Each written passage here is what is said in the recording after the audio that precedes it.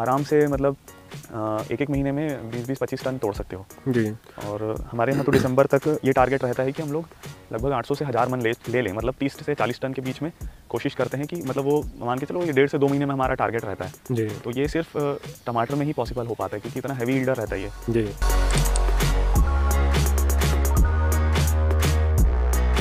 ये वैरायटी की सबसे अच्छी खासियत मुझे ये लगी, ये थोड़ी सी चक्री आकार की है, जो हल्का सा खट्टापन है और देखने में पूरा ये देसी टमाटर की तरह देखने को मिलता है।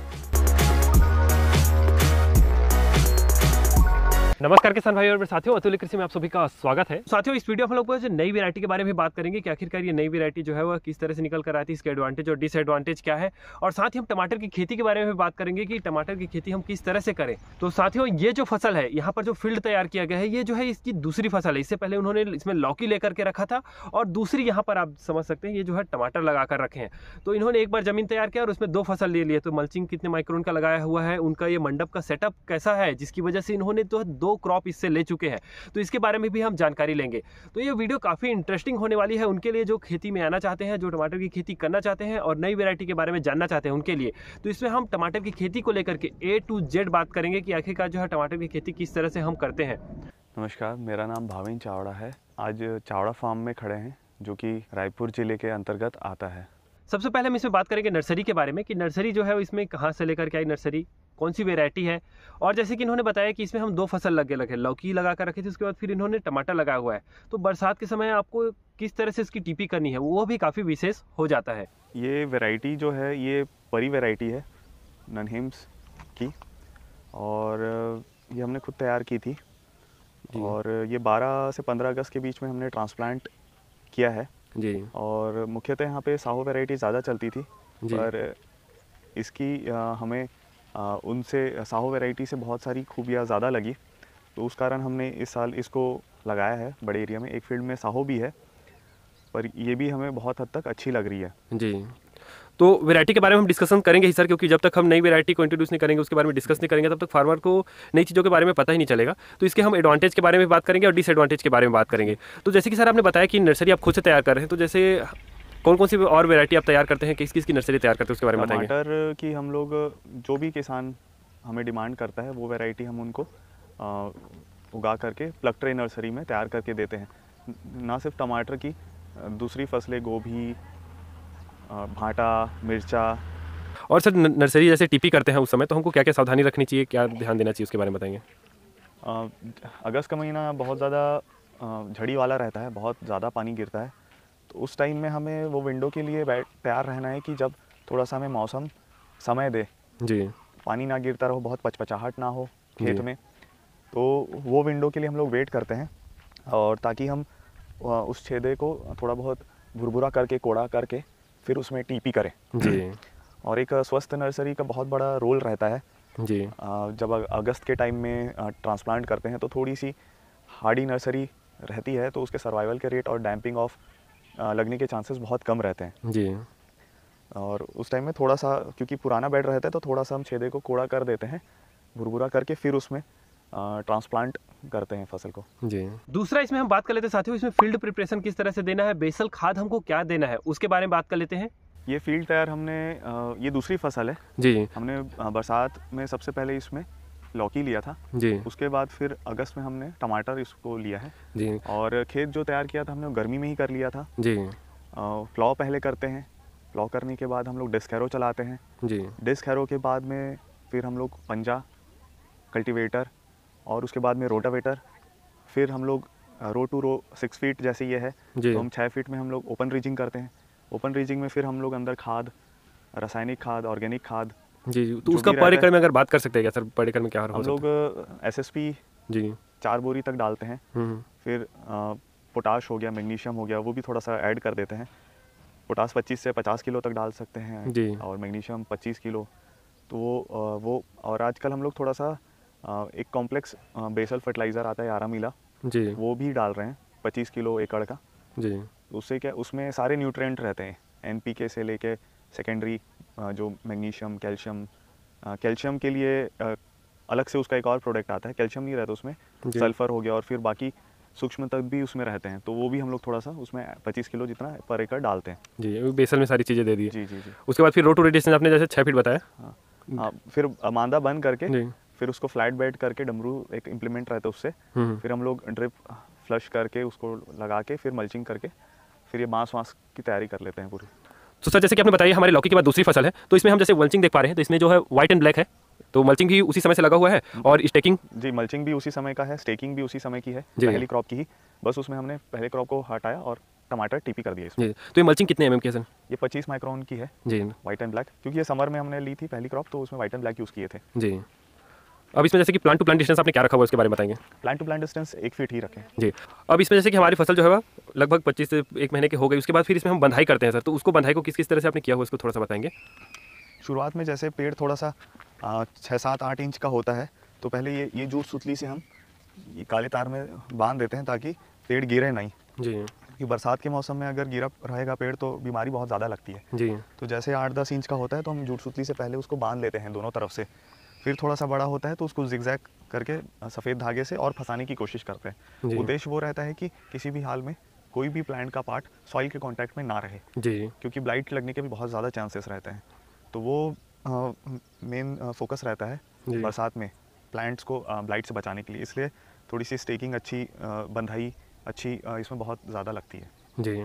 अब उसके बाद फिर आगे हम चले, जैसे कि इसमें फर्स्ट पिकिंग हमको कब देखने को मिली? जब ये अर्ली वैरायटी है, लगभग 65 डेज़ में तो आपकी फर्स्ट हार्वेस्टिंग आ ही जाएगी। जी। और लगभग 70 दिन में तो बहुत अच्छे से माल टूटना इसमें चालू हो जाएगा। जी। ये अर्ली वैरायटी में इनको आप गिन सकते हो। और अभी इसकी हार्वेस्टिंग जैसे चल ही रही सर, तो अभी क्या प्रोडक्शन आया है अभी लगभग ये 9 टन क्रॉस हो गया है, लगभग 10 टन होने आया होगा। जी। जी। और अभी भी पेड़ थोड़ा स्वस्थ लग रहा है, तो लग रहा है कि आगे ठीक ठाक चल जाएगा। जी, क्योंकि अभी भी आपके पीछे से देखेंगे सर, यहाँ पर फ्लावरिंग आई हुई है, आ रही है और माल सेट होते जा रहा है। जी, तो अभी भी ये फसल चलने वाली है। जी बिल्कुल, हम लोग लगभग टारगेट रहता है कि 40 टन के आसपास हम लोग हर साल टमाटर ले पर एकड़ से जी मिनिमम। जी। तो देखते हैं, अब ये इस साल थोड़ा मौसम ज़्यादा गड़बड़ रहा है, तो और ये वैरायटी भी नहीं है, तो किस हिसाब से परफॉर्म करती है। जी, तो अभी हम इसमें बीमारियों के बारे में बात कर लेते हैं। जैसे नीचे तो इसमें ब्लाइट दिख रहे हैं हमको पुरानी पत्तियों में, तो उसका कारण क्या रहा, उसको किस तरह से आपने कंट्रोल किया हुआ है और कौन कौन सी बीमारी हमें इसमें फेस करने मिली? जैसे कि मैंने कहा कि इस बार थोड़ा पानी लंबा चला है और बहुत ज़्यादा पानी परेशान किया है, तो इसमें हमने सारी सावधानी रखी, उसके बाद में भी ब्लाइट का इंसिडेंस हमें देखने को मिला। पर दूसरी वैरायटीज़ जो थी उससे थोड़ा सा कम ही है। जी। नहीं तो बहुतों के तो खेत ही ख़त्म हो गए हैं इस साल, जी, या माल ही नहीं लग पाया है। जी। तो जो अर्ली में जो डिसीज़ थी वो पूरी बैक्टीरियल से आती है। जी। जब टेम्परेचर मतलब थोड़ा बरसात वाला टाइम रहता है, ह्यूमिड रहता है और थोड़ा वार्म टेम्परेचर रहता है, जो कि मैं सितंबर की बात कर रहा हूँ। जी। सितंबर के महीने में इसमें बैक्टीरियल ब्लाइट के चांसेस बहुत ज़्यादा रहते हैं, चाहे बैक्टीरियल स्पेक हो, बैक्टीरियल स्पॉट हो या बैक्टीरियल के कैंकर वाले हो। बैक्टीरियल डिसीज़ेज़ बहुत ज़्यादा लगती है और ये नीचे के लीव्स जो आप देख रहे हैं वो बैक्टीरियल डिसीज़ के कारण ही गए हैं। जी। फिर एक सेप्टोरियल आता है, सेप्टोरियल जो कि फंगल बीमारी है। जी। फिर उससे बचाव करना पड़ता है। और एक अर्ली ब्लाइट आता है फिर अर्ली में तो थोड़ा सा, तो उसके लिए क्या अर्ली और सेप्टोरियल के लिए आप देखेंगे तो जैसे मैरीवॉन हो गया या नेटिवो हो गया, जी, वो बहुत अच्छी दवाई है। और उससे पहले जो बैक्टीरियल की बात कर रहा था मैं, उसमें ब्लू कॉपर हो गया, उसका बहुत अच्छे से छिड़काव करेंगे कांटेक्ट में, तो बहुत अच्छे से कंट्रोल करता है। या कासुगामाइसिन हो गया जो एक सिस्टमिक है, या ब्लू कॉपर को M45 के साथ मिला के करेंगे तो भी बहुत वाइड रेंज डिसीज़ कंट्रोल करता है। जी। फिर उसके बाद हम जैसे अभी इस समय खड़े हैं, थोड़ा सा ठंड आना चालू हो गया है। जी। अब समय आता है लेट ब्लाइट का। जी। जब टेम्परेचर थोड़ा सा ठंडा होना चालू होता है ना, शीत गिरती है, जी, है ना, शीत गिरती है और टेम्परेचर थोड़ा ठंडा तरफ होने चालू होता है, तो लेट ब्लाइट का इंसिडेंस बढ़ता है। जी। तो लेट ब्लाइट के लिए भी बहुत सारी दवाई हैं, जैसे रिडोमिल हो गया और ये मेलोडी हो गया, जी, और जैसे इक्वेशन प्रो है, इक्वेशन प्रो वाइड रेंज कर लेता है, अर्ली भी कर लेता है, लेट भी कर लेता है, और बहुत सारी वैसी दवाइयाँ हैं कॉन्टैक्ट में जिसे आप यूज़ करके कंट्रोल कर सकते हैं अपने डिसीज़ को। जी। उसके बाद फिर सर इसमें वायरस कोई देखने को मिलते हो? वायरस तो इसमें है। एक आध फील्ड में हमने देखा है कि जहाँ वायरस प्रेशर बहुत ज़्यादा था वहाँ पे लीफ कर्ल वायरस बहुत ज़्यादा आया है इसमें। जी। तो और मोज़ेक वाला वायरस भी हमने देखा है, जैसे ये आप देख सक रहे हो जी, ये मोज़ेक वाला ही है जी। हाँ, ये लीव जो देख रहे हैं ये इसमें आप पत्ती आप देखोगे तो थोड़ी खुरदुरी टाइप की होगी है, और ये स्वस्थ पत्ती है। और इस पत्ती को देखोगे तो आप खुरदुरापन दिख रहा होगा आपको जी। तो ये इसको एफिड बॉर्न वायरस है जी। तो इसको कंट्रोल करने के लिए मोज़ेक वाला, तो इसको कंट्रोल करने के लिए आपको एफिड को कंट्रोल करना पड़ेगा जी। और वाइट फ्लाई वाला जो लीफ कर्ल वायरस है उसके लिए वाइट फ्लाई को कंट्रोल करना पड़ेगा जी। और दोनों ही कीट को कंट्रोल करने के लिए अभी मार्केट में सफीना बहुत अच्छी दवाई है जो कि दोनों को बहुत अच्छे से कंट्रोल करती है। अब इसमें जैसे फर्टिलाइजर के बारे में बात करते हैं, बेसिक क्या क्या देते हैं और किस किस अलग स्टेज में क्या क्या फर्टिलाइजर देते हैं? बहुत स्टैंडर्डाइज करके हमने रखा हुआ है। कोशिश करते हैं कि जब वेजिटेटिव फेज है प्लांट्स का तब हम उन्हें 19-19 के रेशियो में दें। 19-19-19 मतलब N 19%, P 19% और K 19%। जैसे फूल आना चालू होता है और माल सेट होना चालू होता है तो हम उसको 16-8-24 में चले जाते हैं जी। अब 19-19 जो मैंने शुरुआत में कहा वो अपने खेत को और प्लांट के ग्रोथ को देखते हुए दे सकते हैं 1 से 2 किलो तक। फिर उसके बाद फिर जैसे 16-8-24 आता है तो फिर आपको 3 किलो से 16-8-24 पिक करना है। फिर ग्रोथ को देखते हुए हम अभी इसमें 8 किलो तक 16-8-24 पर डे पर एकड़ चला रहे हैं जी। और बाकी जो मैग्नीशियम है कैल्शियम है वो के रेशियो में जाता है। पोटाश का 10वां भाग जो रहता है, जैसे 1 किलो पोटाश प्योर फॉर्म की मैं बात कर रहा हूँ, प्योर फॉर्म में अगर के 1 किलो जा रहा है तो मैग्नीशियम उसका 10% जाना चाहिए और कैल्शियम आपकी मिट्टी को देखते हुए 10 से 30% के बीच में जाना चाहिए। के का 10% मैग्नीशियम और कैल्शियम जो है वो 10 से 30% जो भी आपकी सॉइल रहती है। जैसे हमारा महासमुंद तरफ फील्ड है वहाँ पे बिल्कुल कैल्शियम की कमी रहती है तो हमें थोड़ा सा ज़्यादा देना पड़ता है। और टमाटर में बहुत ज़्यादा चैलेंज रहता है बरसात में ब्लॉसम एंड और रॉट को रोकना। तो अगर कैल्शियम की आपने कमी की या प्लांट किसी भी वजह से उठा नहीं पा रहा है तो ब्लॉसम एंड रॉट बहुत ज़्यादा आ जाता है और बहुत बड़ा नुकसान हो जाता है अर्ली में हमारा को। तो मैग्नीशियम और कैल्शियम इस तरीके से करें और सल्फर जो है मैग्नीशियम सल्फेट जो देते हैं उसमें सल्फर भी आपको मिल जाता है। बाकी तो माइक्रोन्यूट्रेंट हो गया जी, वो दे देंगे। इस बार सर रेट काफ़ी अधिक देखने को मिल रहा है और काफ़ी उतार चढ़ाव भी देखने को मिल रहा है मंडी में। कई बार जैसे हम जाते हैं विजिट में तो 600-700 चलता है, फिर दूसरे तीसरे दिन अचानक से 300 हो जाता है। तो रेट इतना फ्लक्चुएट क्यों हो रहा है इस बार जो है? नहीं, रेट फ्लक्चुएट बहुत ज़्यादा तो ऐसा हमारा जब से चालू हुआ है जी, शुरुआत में बिल्कुल कम था। जब माल चालू हुआ था तो उम्मीद नहीं थी कि रेट रहेगा पर वही मैंने जैसे कहा कि थोड़ा जो बरसात एक्सटेंड हुआ है वो सब जगह क्रॉप को बहुत ज़्यादा डैमेज किया है और थोड़ा बहुत तो त्यौहार और वो सब के चलते में जैसे छठ पूजा में थोड़े एक कम्युनिटी के लोग चले जाते हैं जिसके कारण थोड़ा बेचने वाले कम हो जाते हैं तो वो थोड़ा ऊपर नीचे ग्राफ होता है जी। पर ओवरऑल ठीक ही रेट रहा है अभी तक जी। तो सर इसके वैरायटी के बारे में जैसे हमने एडवांटेज और डिसएडवांटेज की बात की थी तो उसको हम जानना चाहेंगे कि इसका एडवांटेज क्या निकल कर आया था और डिसएडवांटेज क्या है? एडवांटेज जैसे कि मैंने पहले भी कहा कि इसमें वायरस टॉलरेंसी हमको बेहतर लग रही है जी और इसका आप शेप देखेंगे ना जी तो शेप काफ़ी देसी टाइप का शेप है जो अपने यहाँ छत्तीसगढ़ या उड़ीसा इन सब क्षेत्रों में बहुत ज़्यादा पसंद करते हैं। तो थोड़ा चांस है सर कि इसका रेट जो है वह दर टमाटर की वैरायटी जैसे जाएंगे तो साहू से थोड़ा सा 2 रुपये ऊपर ही रेट मिल रहा है इसका जी साहू। जैसे इसमें डिसएडवांटेज की बात करें तो सर डिसएडवांटेज थोड़ा सा वो है कि पहले इसका साइज़ जैसे छोटा पहले से ही है, मतलब मीडियम साइज़ है। ये देखोगे आप इधर दिखा दीजिए ये साइज़ ये मीडियम साइज़ ही है तो इससे ज़्यादा बड़ा नहीं होता। हाँ ये जैसे थोड़ा सा ये साइज़ हाँ ये साइज़ है। तो इसमें क्या होता है कई बार जैसे गुच्छे में रहता है तो एक आध फ्रूट थोड़े साइज़ छोटे ही रह जाते हैं जी तो वो एक थोड़ा सा लग रहा है पर अभी तक उतना ज़्यादा इशू नहीं आया है बेचने में कुछ जी। अब देखते हैं आगे जी कैसे। बाकी वो बहुत मेजर नहीं है जो साइज़ का इशू है जी क्योंकि यहाँ पे उसी मतलब छोटे और देसी टाइप के माल की डिमांड ज़्यादा है जी तो उस हिसाब से ठीक है जी। लोकल में जो हमारे जो खाने वाले लोग हैं उनके हिसाब से डिमांड के हिसाब से काफ़ी बाहर भी जा रहा है जी पर बाहर में क्या है थोड़ा सा आगे हमें अभी तक दिक्कत नहीं है बहुत मेजर। आगे ईल्ड जैसे पेड़ पुराना होता है ईल्ड आगे और बढ़ेगा तब ये साइज़ रिटेन कर पाएगा कि नहीं वो देखने वाली बात रहेगी।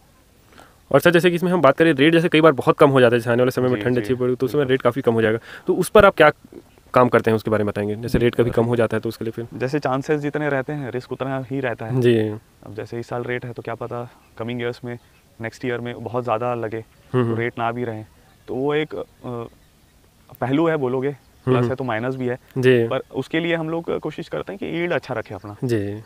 ईल्ड ज़्यादा रखेंगे तो कम से कम हमारे को घर से पैसा ना टूटे ये टारगेट रहता है जी।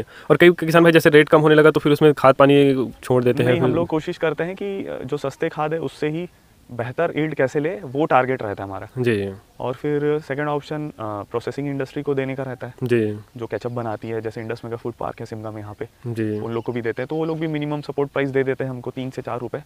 तो एक सहूलियत है बहुत बड़ी जी कि कम से कम फेंकना तो ना पड़े हमको यहाँ जी। तो उस तरीके पहले तो ईल्ड टारगेट करिए। ईल्ड अगर टारगेट करेंगे और अपना कॉस्ट ऑफ प्रोडक्शन पता रहना चाहिए पर केजी का मेरे को कितना खर्चा आ रहा है जी तो मिनिमम रेट में भी आप ब्रेक इवन में पहुँच जाए ये आपका टारगेट रहना चाहिए। पर वो तभी होगा जब ईल्ड अच्छा ले पाए आप जी। ठीक है, धन्यवाद सर सारी जानकारियों के लिए। काफ़ी अच्छे तरीके से हमारे दर्शकों को आपने जो है वह टमाटर की खेती के बारे में जानकारी दी। Thank you.